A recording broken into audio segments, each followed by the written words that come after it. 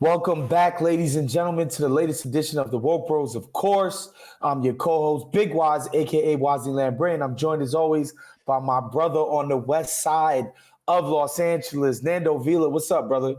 Doing well, doing well. Had a good time partying on Halloween. Halloween was good. We Halloween got was fucking great. drunk as hell, and Waz was dressed as an FBI agent, and I was dressed Yes, as Fidel Castro, yes. which shows that reconciliation is possible. It's definitely possible. As you put it, I was doing COINTELPRO against you on Tuesday night. Just had a great time.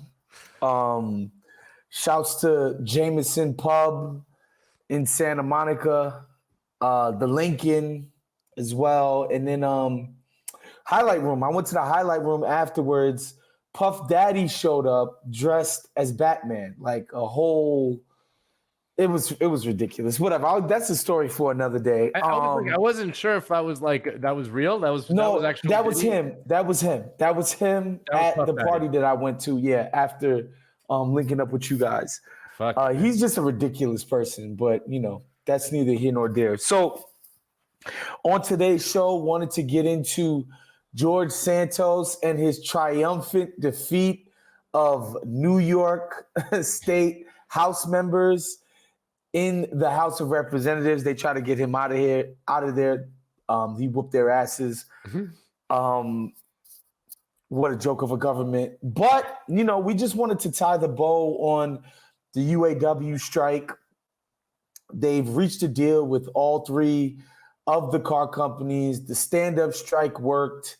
Oftentimes, Nando, they were getting last-minute concessions right before they announced where the next strike was, because it was a surprise every single time they told guys to strike, so that the bosses wouldn't know where to deploy extra resources at, right? They were catching them wrong-footed all the time. We talked about how they put some fake stuff in the mainstream press early on in the strike, and the bosses actually believed those dummies in the mainstream who obviously weren't well sourced, and sent resources to the wrong plants, and left other stuff open. So this worker militancy worked, Nando, and they extracted a lot of value. They clawed back stuff that they already had back in the days, that they lost, that they got back, fought back in. And I just think this is a model for workers all over the country for how to get your shit back from these greedy ass bosses.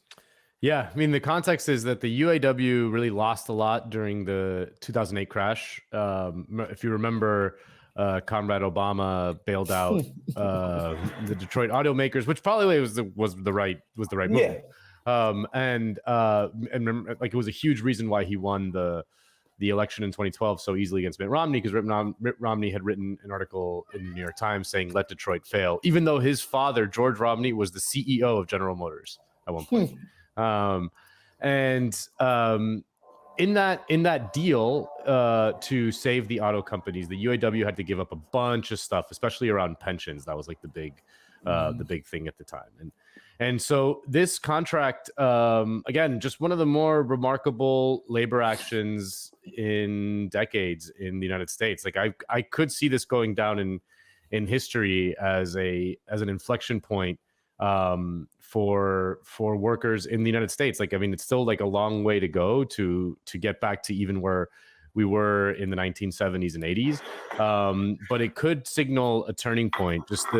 Again, we've talked about it, this new leadership at both the UAW and the Teamsters, just much more aggressive, much more creative, much more willing to go on the offensive, and the results speak for themselves. I mean, I'm just reading here from Alex Press's write-up in Jacobin that describes the historic deal with Ford, GM, and Stellantis, which is like Chrysler, Dodge, Jeep.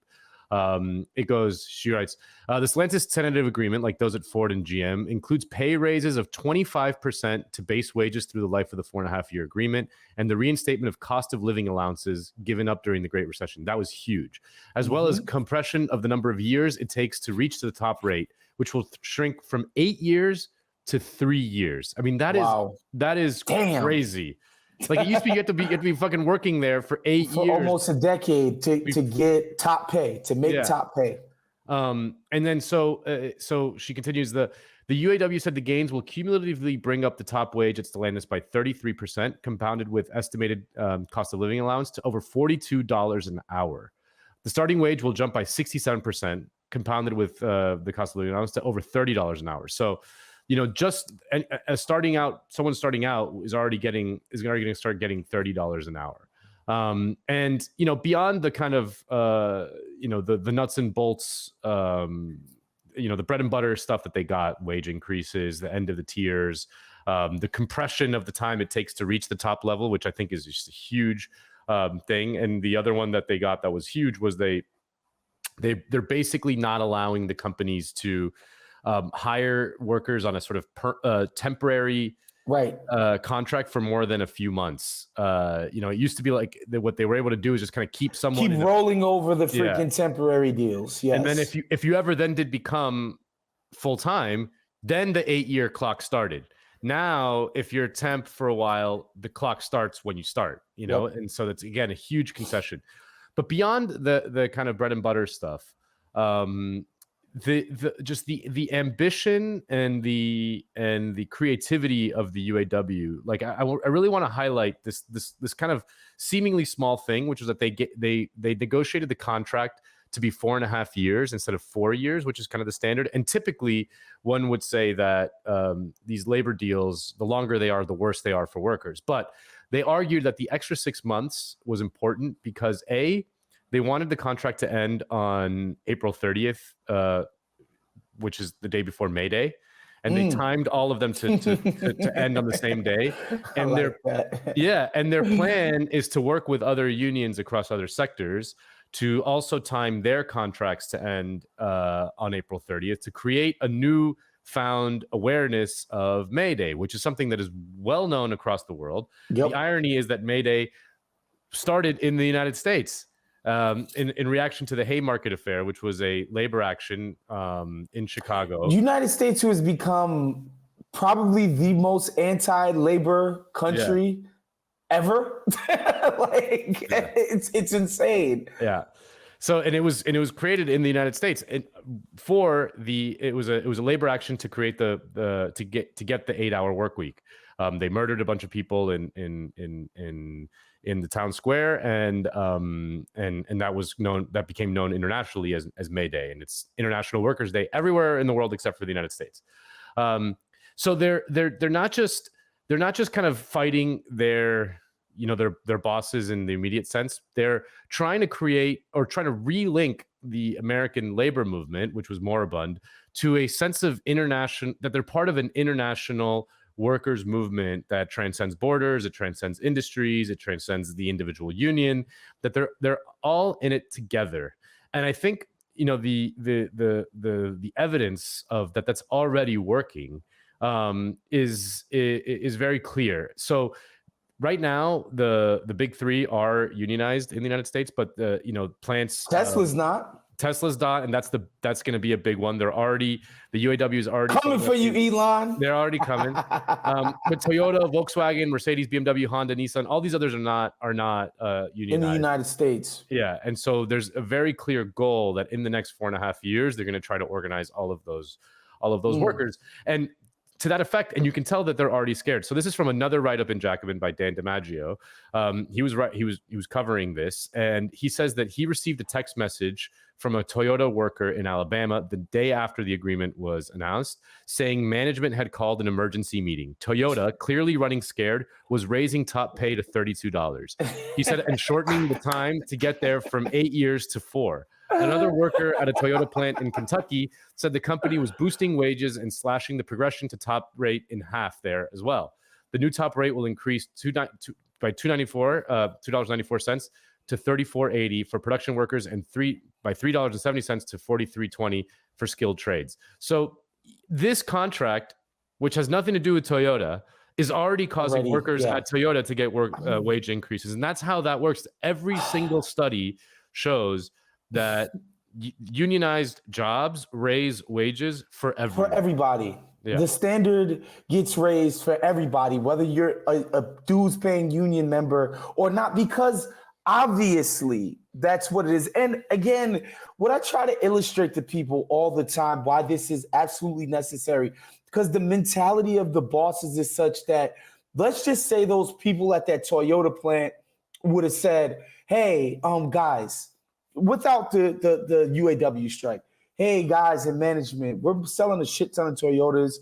We're doing our thing. We're busting our humps here. We think we deserve a raise. We think actually, these guys these new hires, they should have a quicker way to get to top pay. They should become full-time quicker, yada, yada, yada. You know what the boss would say? Oh, you're trying to bankrupt the company. That's 100%. That would have been their response. Oh, you're going to bankrupt the company. We can't afford that. We can't blah, blah, blah. You want us to raise our prices on the customer, blah, blah, blah. It's all of this crap. The second they see some worker militants on the part of UAW, they can smell it. They're like, oh my God, they're coming for us next. Why don't we just preempt this by doing this? They would never do this on their own. Of course. Like, please understand this. They're not paying as much as they can. The day after the deal's announced. Come on, man. The day after. It's like, that's how fast it is. That's how fast they could just do that. They would never do this on their own. They would never be compelled to do this out of the goodness of their heart or some, moral understanding of fairness and shit. Like, it's never going to happen. This is the only way we get any concessions from these fools. And so, yeah, I'm not surprised by that. And again, a rising tide lifts all boats. And I truly believe that. Again, I think every job becomes better by the standards being raised at these type of jobs. 100%. And I will say this on every single pod. I promise you, even if you do white collar jobs like me and Nando, if your bosses thought you could go out and get $90K tomorrow from some regular job, $85K, whatever it was, even if, let's just say, you're making 110 right now. Yeah. If they felt like tomorrow you could go to some less prestigious job and get something close and pay, they'd be like, yo, nah. We gotta treat these guys better. They would. That's all they respond to. They don't respond to any other market pressures. Yeah. It's got to be the threat that, these people will straight up not allow us to exploit their labor anymore. Yeah. We got to do better by them. The proof is in the pudding over and over. Yeah. Yeah, I mean, and if you look at politics like we do, and I'm sure anyone who listens to this show, looks at politics and cares about politics, and you look at the fucking Democrats and just how awful they are, for example, like Gavin Newsom, the kind of next big hope, vetoing a bill that passed in the California state legislature to help striking workers get unemployment benefits. Just like a great. We talked about that up here with my man Ben Burgess, who wrote 100%. About that for Jacobin. Yeah. You see the fucking these are supposed to be like our team or whatever, and you see just how awful they are and by the way, again, this is in California. The Democrats run everything. Yeah, no excuses. There's no excuse for Gavin Newsom to do this. He can't say, but we got a bunch of Dems in these purple districts, and we can't just be extreme. No, the state legislature passed it like overwhelmingly, so there's no excuse. There's nothing. And then you see and by the way, Gavin Newsom will never be in danger electorally so long as he's the Democratic Party nominee. He's going to win. Like, there's nothing. Of course, there's no excuse for it. Of course. So then you see like just how awful they are on foreign policy, just how just how little leadership they're taking in the situation right now in Israel, Palestine, just kind of washing their hands and letting anything that go. And that's causing them to crater in support. I mean, did you see this poll that came out? The Quinnipiac had a poll that came out yesterday, and it was presidential kind of like of independent voters, like who they're going to vote for. Biden was at 39%. Trump was at 36%. RFK at 22%. I'm like,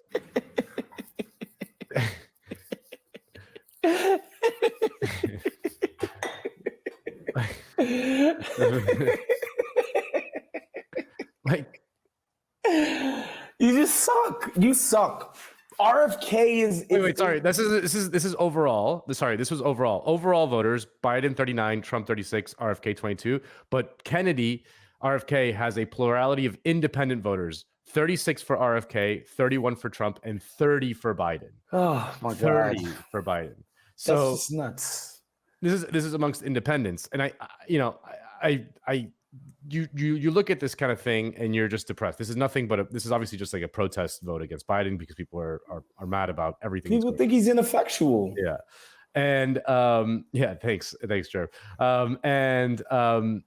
You look at that and you're just like, this is depressing. Like this is just like this is just what is going on here. This is just depressing. But then you look at things like the UAW, and if any positive change is going to happen in this country, it's going to happen thanks to things organizing. Yeah, this will change the politics. This will change probably the Democratic Party, but if not the Republic, it's going to change the parties. It's going to mobilize people in a way that we're not used to in our lifetimes, but was fairly common in the middle of the 20th century. I mean, we said it a million times.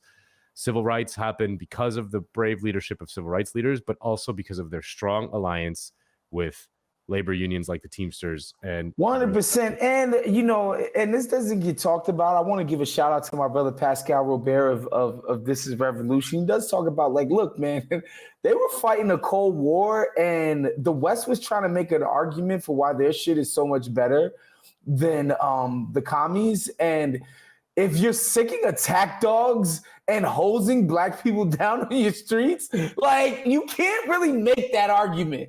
Yeah. It's tough.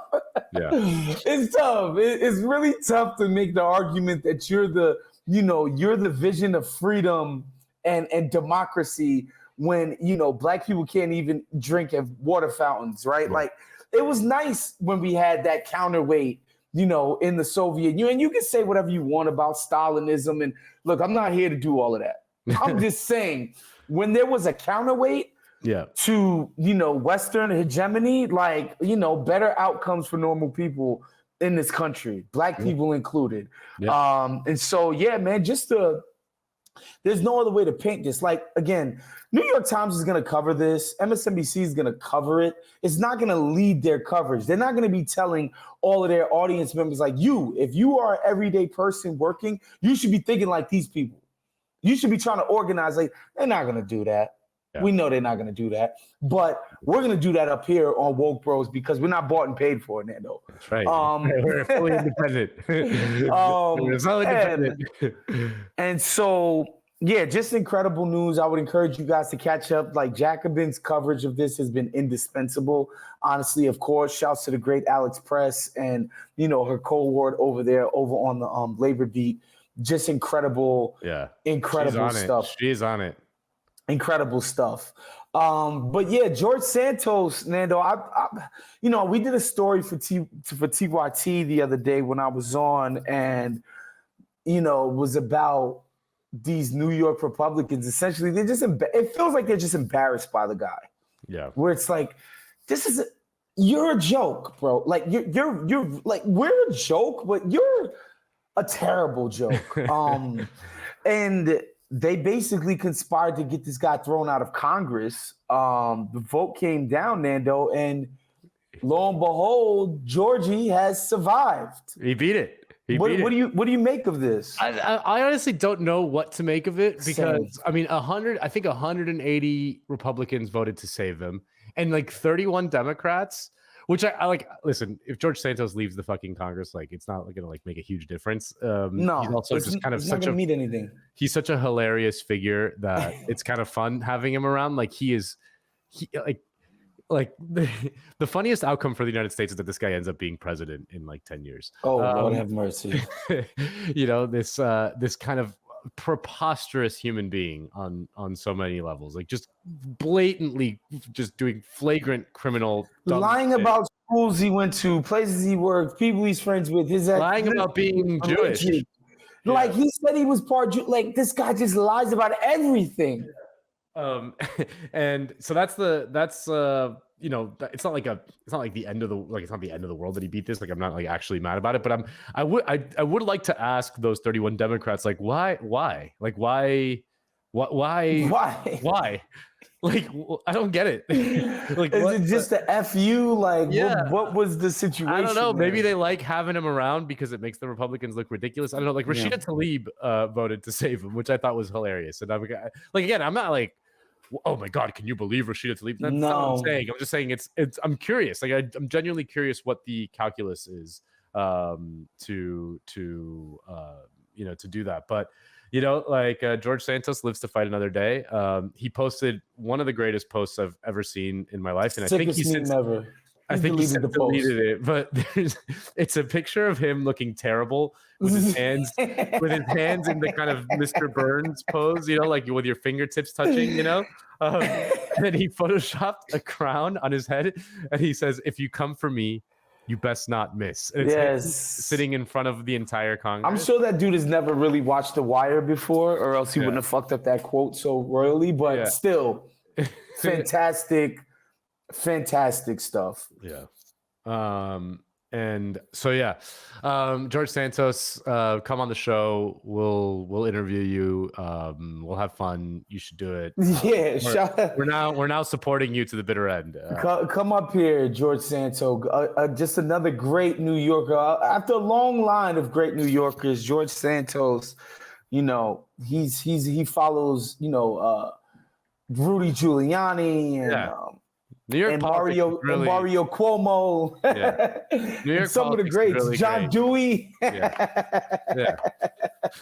He would have fit right in Tammany Hall, Nando. Yeah. But yeah, man, that's our show today. We just wanted to give you guys a really quick update about the UAW because again, all of the news, man, the shit that's happening in Gaza right now is just it gets more and more depressing and awful by the day.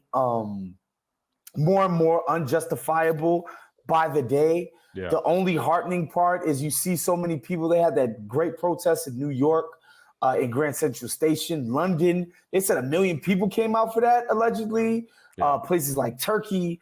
That's about the only heartening thing is just like there's some level of solidarity, which lets the powers that be know like they do not have the will for this. The will of the people is not behind this. No. This just mass execution of people who are not in this damn army. This, this guerrilla group. They're just not. The people you're killing are not in Hamas. Yeah. They're not, bro. And I don't even feel like getting into that. But like, it's just. The like you said, like the one silver lining is that despite kind of every single power structure in the West just kind of fully on board with this, and the media just completely on board with it and everything, that it seems like regular people, poll after poll shows that majorities in America and in Europe just are horrified by it. There's differences obviously like in degree in terms of what how people view the overall conflict, but I think most people see the death and destruction and are just horrified by it and want it to stop, and then we can figure out what to do. But like this is unconscionable. So that's the one kind of small silver lining. That's the one silver lining in that whole fucking mess, tragedy, atrocity. Anyway, that's our show for today. We will see you guys in a week. Make sure you become a Patreon at patreon.com/countthedings. Cup of coffee a month helps us put these shows together. Shouts to my man John Gervais on the ones and threes. Peace, y'all. Later.